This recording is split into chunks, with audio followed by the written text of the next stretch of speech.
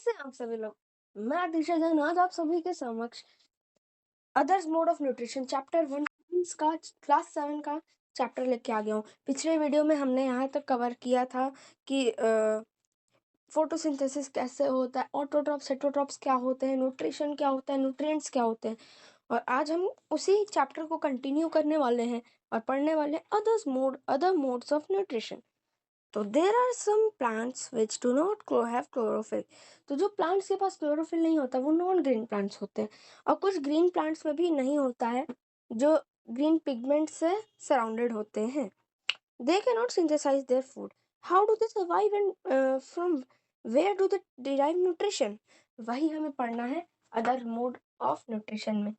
तो मैं आपको बता देता हूँ, पहला मोड है सैप्रोफाइटिक मोड ऑफ न्यूट्रिशन, दूसरा मोड होगा आपका पैरासिटिक मोड ऑफ न्यूट्रिशन, तीसरा होगा इंसेक्टिवोरस न्यूट्रिशन, और चौथा होगा symbiotic nutrition.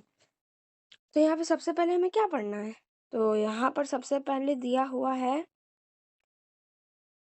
Animals such as depend on food by other, they use the heterotrophic mode of nutrition. Look at figure 1.5.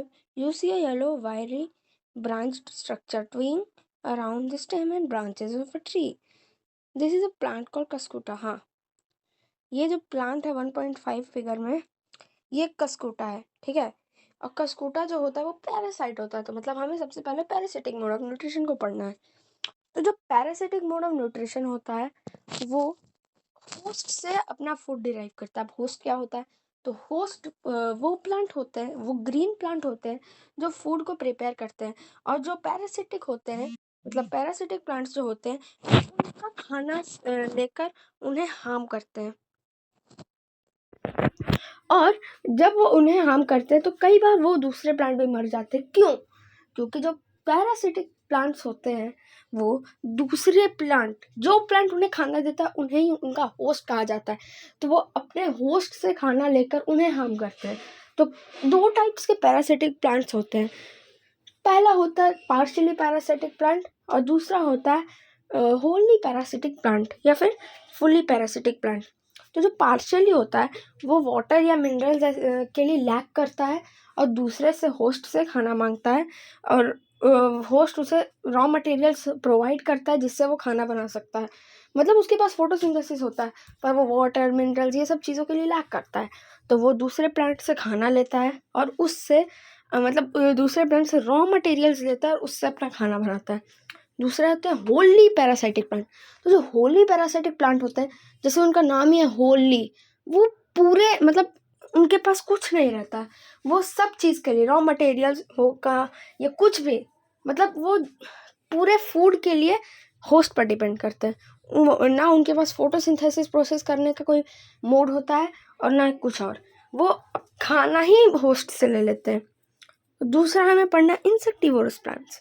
तो insectivorous plants के मतलब वो एक ऐसा स्मेल रिलीज करता है इंसेक्टिवोरस प्लांट जिससे जो इंसेक्ट्स होते हैं वो अट्रैक्ट होते हैं उनके तरफ। तो जो इंसेक्ट्स उनके मुंह के अंदर चले जाते, मुंह के अंदर से खुशबू आती, जाहिर सी बात है, तो वो जब मुंह के अंदर चले जाते तो एक स्टिकी सब्सटेंस रहता है उनके मुंह के अंदर जिसमें वो ट्रैप हो जाते हैं, उसे हम लिड कहते हैं। तो फिर लिड जो है वो बंद हो जाता है और इंसेक्ट जो होता है ट्रैप हो जाते हैं। तो जब वो इंसेक्ट ट्रैप हो जाते हैं तो वो इंसेक्टिवोरस प्लांट्स उनसे ले लेता है। क्यों ले लेता है? क्योंकि उसे नाइट्रोजीनियस फूड चाहिए रहता है।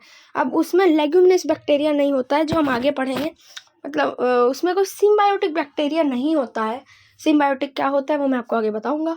तो सिम्बायोटिक बैक्टीरिया नहीं होता है, इसीलिए वे दूसरे से मतलब उन्हें कोई bacteria nitrogen in the form of nitrates provide नहीं कर सकता। ये मैं आपको बाद में अच्छे से एक्सप्लेन कर दूंगा जब मैं आपको बताऊंगा। तो इसका एक बेस्ट एग्जांपल हो गया पिचर प्लांट, इंसेक्टिवोरस प्लांट का। हमें पढ़ना अगला सैप्रोफाइट्स। तो सैप्रोफाइट्स जो होते हैं वो फाइट्स जो होते हैं वो डेड एंड डिकेइंग मैटर, मतलब कोई मरा हुआ चीज़ है या सड़ा हुआ चीज़ है उस पर पैदा होते हैं, उन्हें ही खाते हैं। जैसे ब्रेड मोल्ड, उस पर फंगी लग जाता है जो उसे खाता है क्यों लग जाता है?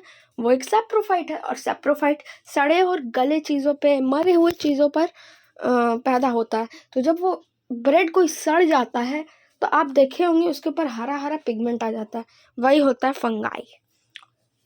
तो सैप्रोफाइट तो क्लियर है एकदम। और वो जो मोड ऑफ न्यूट्रिशन फॉलो करते हैं उन्हें कहते हैं सैप्रोट्रॉफिक मोड ऑफ न्यूट्रिशन।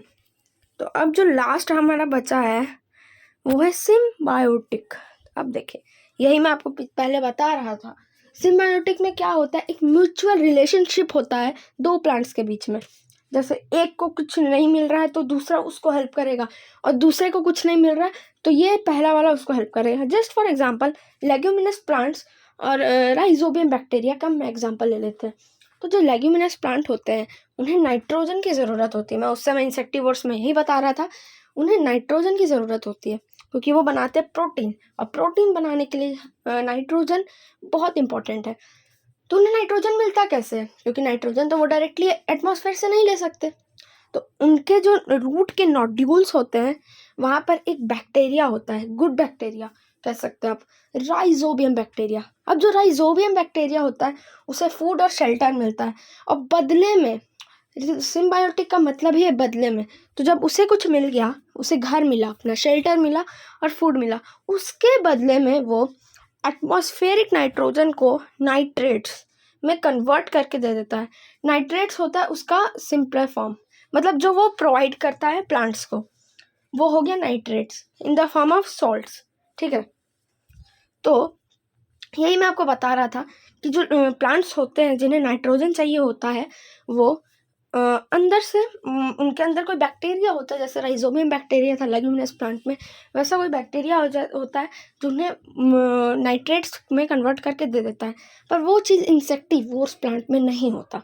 तो इंसेक्टिवोर्स प्लांट इसीलिए इंसेक्ट्स को लेते हैं, खाते हैं नाइट्रोजीनियस फूड के लिए। वो फोटोसिंथेसिस परफॉर्म करते हैं जैसे बाकी प्लांट्स करते हैं। तो अब हमारा है how nutrients are replenished in the soil. ठीक है, have you ever seen farmer spreading manure और फर्टिलाइजर्स? यस। तो मैन्योर जो होता है और फर्टिलाइज़र होता है वही रिप्लेनिश करने में हेल्प करता है, और एक क्रॉप रोटेशन मेथड होता है। अब क्रॉप रोटेशन मेथड में क्या होता है कि दूसरे प्लांट्स को अलग अलग टाइम पे लगाया जाता है। क्यों? ताकि वो जो सॉइल को न्यूट्रिएंट्स प्रोवाइड करेंगे वो अगले प्लांट्स को मिले, और अगला प्लांट जो न्यूट्रिएंट्स प्रोवाइड करेगा सॉइल को वो अगले प्लांट में मिले। तो बेसिकली यही था how is soil replenished in the soil. इसका यही मतलब है, मैंने आपको शॉर्ट में बताया है। इसमें जो लॉन्ग में पूरा समझाया है ये वही बात है जो मैंने आपको इतनी छोटी सी चीज़ में बता दिया। तो आज का हमारा चैप्टर यहीं ख़त्म होता है। तो अगर आपको वीडियो अच्छी लगी हो तो लाइक कर दीजिएगा। ये पार्ट 2 है चैप्टर 1 साइंस का। आगे हम और भी वीडियोस लाते रहेंगे। तो जब तक नेक्स्ट वीडियो नहीं आती तब तक के लिए बाय बाय।